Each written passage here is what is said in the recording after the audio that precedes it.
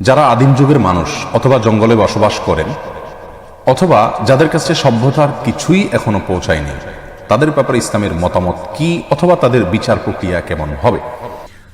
যারা আদিম যুগের মানুষ, জঙ্গলে বসবাস করেন বা সভ্যতার কোনো ছোঁয়া তাদের কাছে যায়নি, আম্বিয়া আলাইহিমুসসালামের কোনো দাওয়াত, ইসলামী শরিয়াতের কোনো কিছুই তাদের কাছে পৌঁছায় নাই, এই সমস্ত ব্যক্তিদের হিসাব আল্লাহ সুবহানাহু ওয়া তাআলা কিভাবে নেবেন? তাদের উপর ইসলামী শরিয়া প্রতিপালনের দায়িত্ব বর্তাবে কিনা?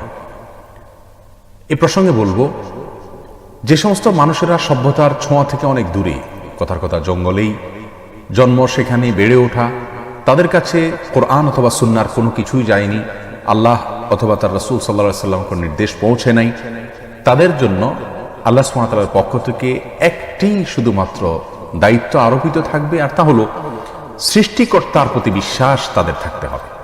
ব্যাস, আল্লাহ সুবহানাহু ওয়া তাআলার একত্ববাদের প্রতি বিশ্বাস তাদের থাকতে হবে। কারণ এই বিশ্বাসের জন্য মানুষের সাধারণ বিবেক এবং সেন্স এটাই যথেষ্ট। তাদেরকে আল্লাহ সুবহানাহু ওয়া তাআলা যে বিবেক দিয়েছেন, তাদেরকে আল্লাহ সুবহানাহু ওয়া তাআলা যে সেন্স দিয়েছেন, সেটাকে ব্যবহার করে আল্লাহ সুবহানাহু ওয়া তাআলার অস্তিত্ব বা একজন সৃষ্টিকর্তা আছে, অন্তত এই অস্তিত্বের কথা এবং একত্ববাদের কথা স্বীকৃতি দেওয়া, মনে এই বিশ্বাসটা ধারণ রাখা, বাস এটুকু তাদের কর্তব্যের অংশ। যদি শুধু এটুকু তাদের মধ্যে থেকে থাকে, তাহলে তারা নাজাত পেয়ে যাবে ইনশাআল্লাহ বিদিন। তাদের জন্য সালাত, সিয়াম, অন্য কোনো বিধিবিধান নাই, কারণ তাদের কাছে সে সমস্ত বিধিবিধানের কোন নির্দেশ এবং নির্দেশনা তাদের কাছে পৌঁছেনি। এ হলো আদিম যুগের এবং সভ্যতার ছোঁয়া যাদের কাছে পৌঁছায়নি, তার জন্য ইসলামী শরিয়ার দৃষ্টিকোণ।